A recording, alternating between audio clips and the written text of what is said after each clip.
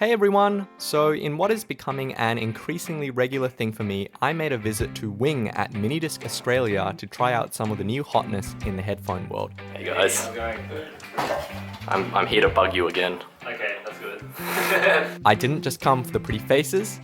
There are many headphones on this wall, but my heart was set on just two to demo this visit. First of all, the Oppo PM-3, which is the new closed-back planar magnetic, which is being sold for 549 Australian dollars. Now the build on the PM-3 is quite exquisite. It's a little smaller than I expected, but it has a lot of solid-feeling metal parts and premium-feeling materials.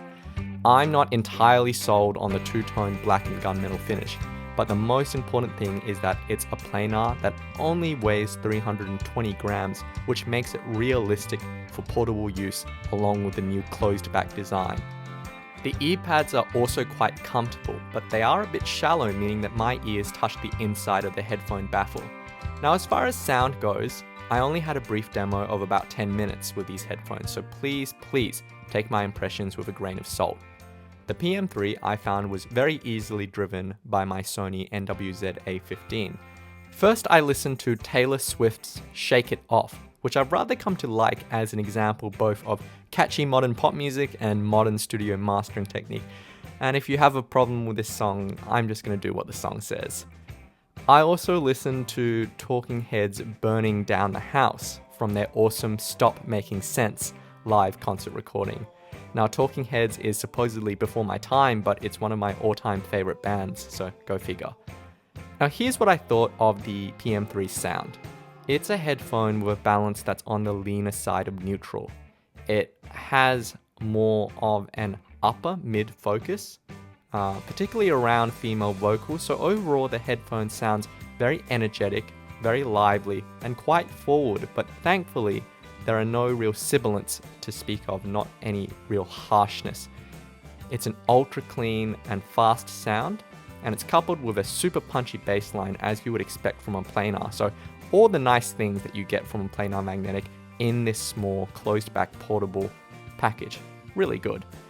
It's actually kind of like an MSR7 from Audio-Technica, but with less lower mid bass and less sibilants, which makes it sound just a bit cleaner, maybe a bit more refined.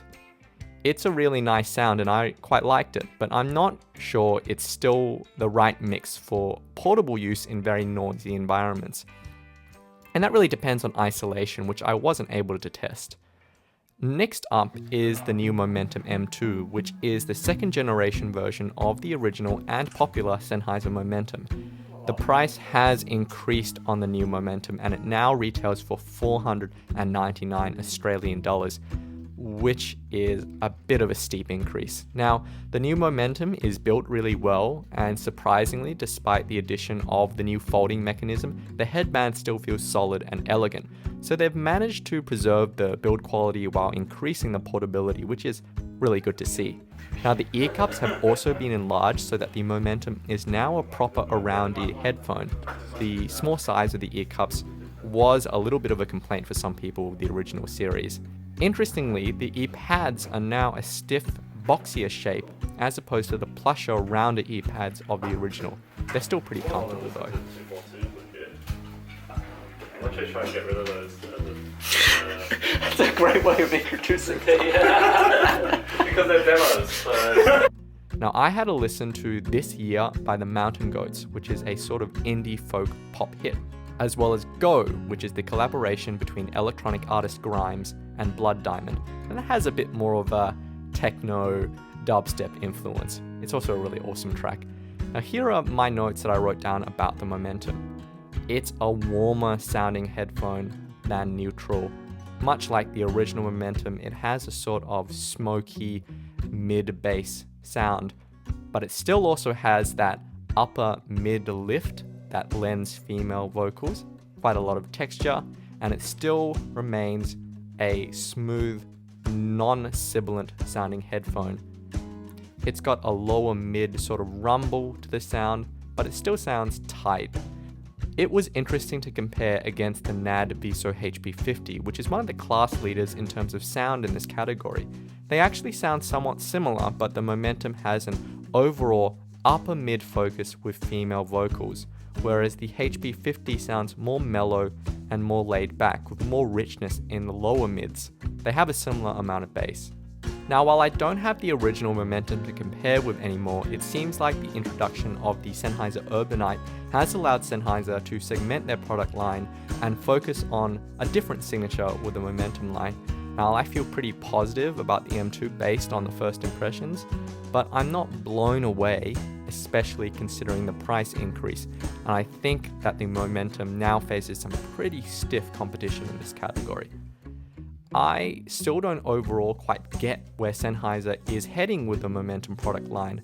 I wasn't a big fan of the Momentum on-ear, and recently I got the Sennheiser Momentum in-ear, and I gotta say, I really don't like the sound of that, so expect to see that on the channel soon.